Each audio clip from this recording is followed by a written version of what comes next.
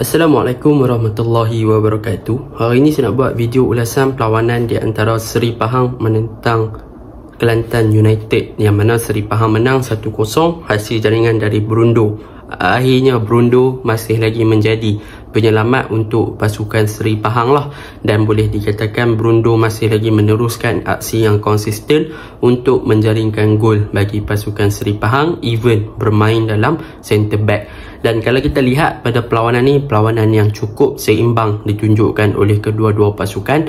Kelantan United bagus daripada segi struktur mereka bertahan, manakala pasukan Kelantan United juga dalam fasa menyerang mereka berjaya untuk mencipta beberapa peluang, tetapi akibat tidak beberapa klinikal, mereka gagal untuk execute peluang yang mereka ada, terutamanya dari player seperti Ashraf, yang mana kalau kita lihat ada beberapa percubaan yang sepatutnya KU boleh menjaringkan gol, mungkin 2 atau 3. Manakala untuk pasukan Seri Pahang in term of attacking, untuk perlawanan ni mereka sedikit boleh dikatakan beraksi di bawah bilopa. Dan kalau kita lihat daripada segi defensive structure juga, pasukan Seri Pahang senang untuk dipatahkan mereka punya defense line di bahagian belakang apabila beberapa kali Kelantan United berjaya untuk penetrate dan juga masuk ke dalam D-box pasukan Seri Pahang. Jadi tanpa membuang masa, mari kita masuk ke dalam ulasan perlawanan.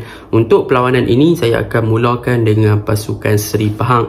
Apakah perkara positif yang kita boleh ceritakan tentang pasukan Seri Pahang? Okey, perkara tentang pasukan Seri Pahang ni, kalau kita lihat daripada segi sudut yang gameplay ataupun corak permainan mereka secara dasar ataupun secara overall, mereka lebih kepada penggunaan daripada long ball, iaitu mereka cuba untuk mencari Lucas Silva ataupun untuk mencari Kepa Sherman sebagai pemain di bahagian hadapan bagi membentuk hold up play ataupun bagi melakukan hold up play di bahagian hadapan sebelum mereka create space kepada winger yang buat larian di bahagian wide area untuk melakukan penetration ke arah gawang Kelantan United. Tetapi mostly gerakan-gerakan mereka yang dilakukan kepada long ball kepada Kepa ataupun Lucas Silva sebenarnya bukan untuk create space kepada winger, tetapi mereka lebih kepada more to long ball and direct, yang mana hantaran-hantaran jauh kepada Lucas dan juga Kepa adalah lebih kepada untuk kedua-dua player ni melakukan gol sendirilah, yang mana kalau banyak hantaran-hantaran dilakukan kepada mereka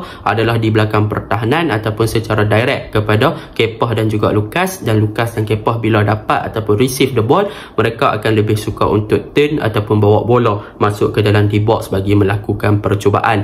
Namun begitu, corak permainan sedemikian berjaya untuk dibaca oleh Kelantan United dan berjaya untuk mereka bertahan dengan defensive structure yang bagus, dan sehinggalah masuk minit 94 akibat dari sedikit kelalaian daripada situasi set pieces, maka Brundo berjaya untuk menanduk masuk tanpa ada sebarang challenge dari pemain Kelantan United ketika itu untuk membawa 3 mata berharga untuk pasukan Seri Pahang dan kekalkan rekod tanpa kalah bagi pasukan Seri Pahang. Perkara pertama yang positif yang boleh saya cakapkan tentang pasukan Seri Pahang pada perlawanan ni adalah mengenai mereka punya individual play. Kalau kita lihat kepada individual play, antara player yang improve dan juga konsisten dalam setiap game adalah Baki Udin. Kalau kita lihat di bahagian tengah, antara peranan Baki Udin adalah dia banyak inverted masuk ke half space untuk membantu gerakan daripada pemain tengah seperti Azam Aziz, dan juga kalau dia sering bertukar formation ataupun bertukar posisi dengan Malik Ma'arif, yang mana kalau Baki Udin dah cover bahagian wide area, maka Malik Ma'arif akan masuk more to midfield, dan kalau Malik Ma'arif dah cover bahagian wide area, maka Baki Udin akan masuk ke bahagian tengah. Dan boleh saya katakan disebabkan perubahan posisi yang dilakukan pada perlawanan ni di antara Malik Ma'arif dan Baki Udin, boleh dikatakan Baki Udin antara player yang paling menyelah sama ada di bahagian tengah ataupun bahagian wide area. Dengan dribbling yang bagus, ball control yang bagus dan juga creativity yang dia ada, dia mampu untuk masuk dan juga melakukan penetration run ke dalam kawasan Kelantan United, dan dia adalah antara player yang menarik minat saya lah untuk game ni, iaitu Baki Udin. Dan kalau kita lihat daripada segi penggunaan Azam Aziz, dia lebih kepada deep lying playmaker. Banyak Azam Aziz punya hantaran-hantaran jauh boleh dikatakan agak tidak beberapa bagus dalam perlawanan ni. Boleh dikatakan banyak hantaran-hantaran jauh yang dilakukan tidak berjaya untuk mencapai sasaran, yang mana kalau kita faham dalam situasi deep lying playmaker, seorang player perlu mempunyai technical hantaran jauh yang bagus serta vision yang baik bagi membuka game dari segi long ball dan direct. Tetapi untuk Azam Aziz boleh dikatakan kualiti long ball beliau pada perlawanan ni agak berkurangan, walaupun ada beberapa hantaran yang mampu untuk mencipta peluang gerakan serangan bagi pasukan Seri Pahang.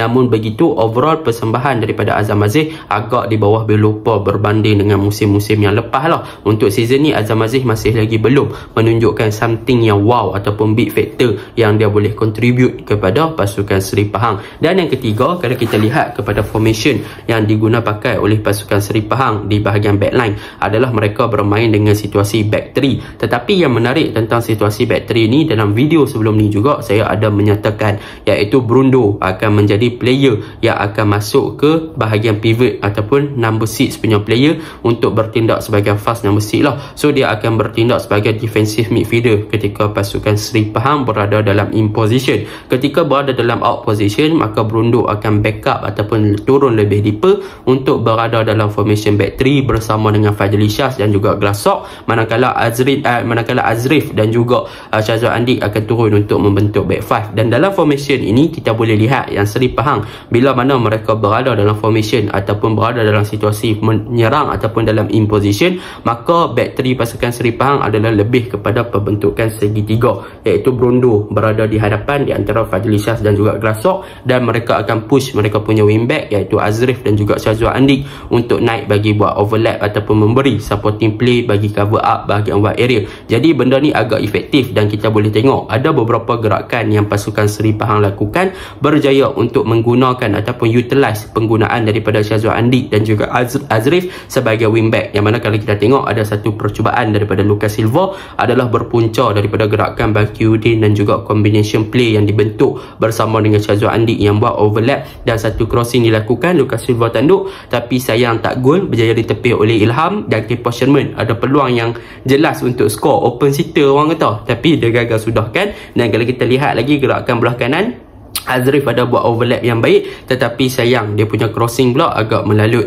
So benda ni boleh dikatakan struktur attacking dan juga defending shape pasukan Seri Pahang nampak secara teori ataupun secara kasarnya, tetapi dari segi implementasi dan juga aplikasi dan adaptasi secara keseluruhan masih lagi perlu banyak diperbaiki lah, sebab mereka masih lagi banyak kekurangan. Contohnya daripada segi transisi in term of out and in position, sama ada dalam fasa menyerang ke bertahan, bertahan ke menyerang, mereka perlu perbaiki daripada segi transisi lagi, dan mereka perlu banyak lagi involvement, pelibatan daripada player di bahagian midfield untuk connect antara Lucas Silva dan juga Kepa Sherman. Dan untuk Lucas Silva dan juga Kepa Sherman, mereka perlu lagi kreatif bagi membentuk combination play yang bolehkan mereka berdua untuk orang kata link up dan juga serasi bersama dalam bermain di bahagian serangan berdua-duaan. Sebab apa? Sebab saya nampak lebih kepada individual play di antara Kepa dengan Lucas Silva. Kalau mereka boleh bentuk combination play dan link up dengan baik di bahagian hadapan, salah seorang support salah seorang, maka dia akan jadi lebih better di bahagian serangan berbanding untuk guna fizikal sahaja daripada mereka boleh create movement yang bersama. So benda tu untuk pasukan Seri Pahang. Untuk Kelantan United in term of gameplay, saya boleh puji this is one of the best game dan juga gameplay yang ditunjukkan oleh Kelantan United. Mereka bermain secara open, shot passing yang bagus, mereka berjaya create banyak peluang untuk menjaringkan gol, defensive structure mereka bagus, terorganize, susun dan sebagainya. So mereka memang boleh dikatakan antara favorite team yang nak menang game ni. Tetapi macam itulah saya cakap, tiada rezeki, mereka tak clinical, ada chances kadang-kadang mereka sia-siakan. Kalau kita lihat daripada segi attacking pasukan Kelantan United, mereka lebih kepada simple football, mereka buat off ball movement, mereka cari ruang kosong, tetapi kadang-kadang decision making mereka tak buka kepada kawan yang kosong, kadang-kadang terus melakukan percubaan yang menyebabkan mereka agak rugi dan mereka tak clinical di hadapan gawang untuk menyudahkan peluang-peluang yang ada. Jadi secara overall game ni seimbang, dan Seri Pahang memang orang kata apa, orang kata apa nak kata luck tak juga, tapi memang mereka menang 1-0 tu memang something yang bagus lah, sebab mereka kekalkan rekod tanpa kalah dan bawa pulang 3 mata walaupun mereka struggle dalam game ni. Okey, Assalamualaikum.